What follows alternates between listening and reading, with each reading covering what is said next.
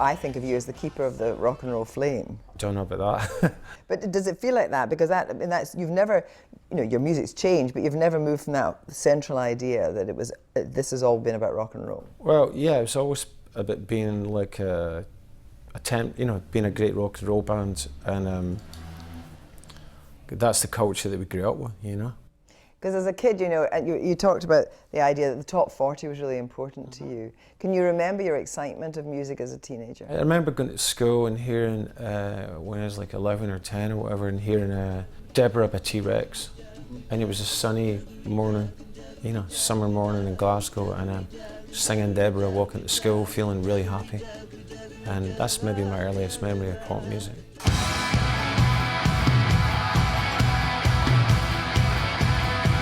There's some, you know, obviously the big anthems like, you know, Country Girl and so forth. I mean, do you still get chills? It feels amazing when Andreas kicks into the, you know, the Country Girl riff, the opening riff. It just, people go crazy. We just want to show them how great rock and roll can be. You got to be able to dance to it, you know.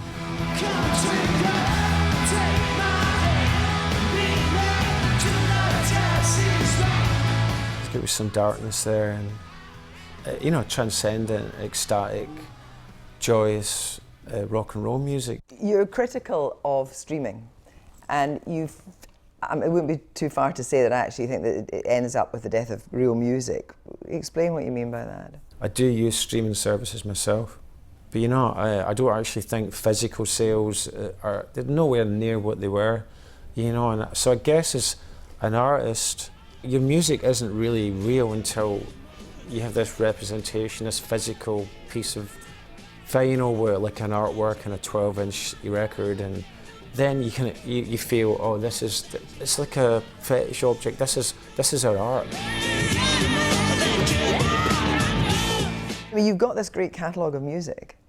What do you think about the fact you achieved that partly because you were using? Do you think it would have all felt different, or you'd have done things differently? Screamadelica would not have happened without acid house and ecstasy culture.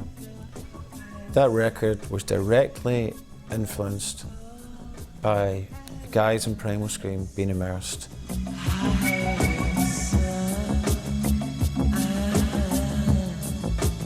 Thinking back now, were you lucky to survive? Well, I was very lucky. My wife's a very strong woman, and she helped me through my problems with drugs. And do you think if she hadn't come along, yeah, you wouldn't have survived? No, either would have died or something really bad would have happened to me. And Bobby Jones is now. Welcome to the programme. When Bobby Gillespie was asked onto the BBC's This Week programme to talk about his politics, things took an unexpected turn. Nighty night, don't let the Skibidi dance challenge bite.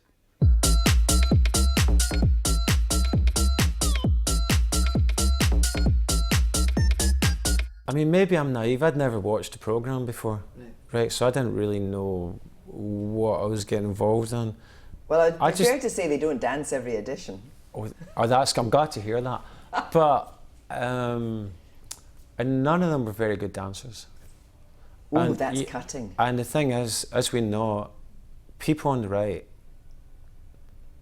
they're not very funky, you know, very groovy, and they're definitely not sexy, you know. And it's like George Clinton said, you can't fake the funk.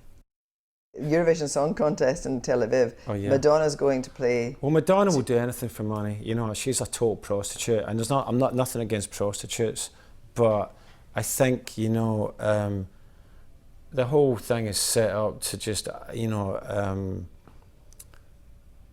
it's set up to normalise the, you know, the state of Israel, and you know, and its disgraceful treatment of the Palestinian people. And by going to perform in Israel, I think what you do is you normalise that.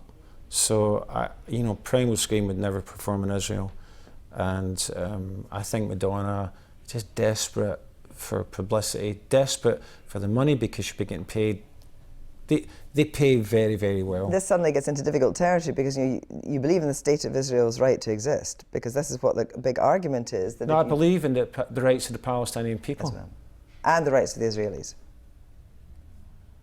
Stolen land. I just ask this one question, which is, if you do not believe in the right of the state of Israel to exist, do you understand why you're then being seen as anti-Semitic? I'm not anti-Semitic at all. All my heroes are Jews. Karl Marx, Bob Dylan. Bobby Gillespie, thank you very much. Thank you very much, Kirsty. Bobby Gillespie. And Madonna issued a statement earlier this week on the subject of her planned performance in Israel. She said, "My heart breaks every time I hear about the innocent lives that are lost in this region and the violence that's so often perpetrated to suit the political goals of people who benefit from this ancient conflict. I hope and pray that we'll soon break free from this terrible cycle of destruction and create a new path towards peace."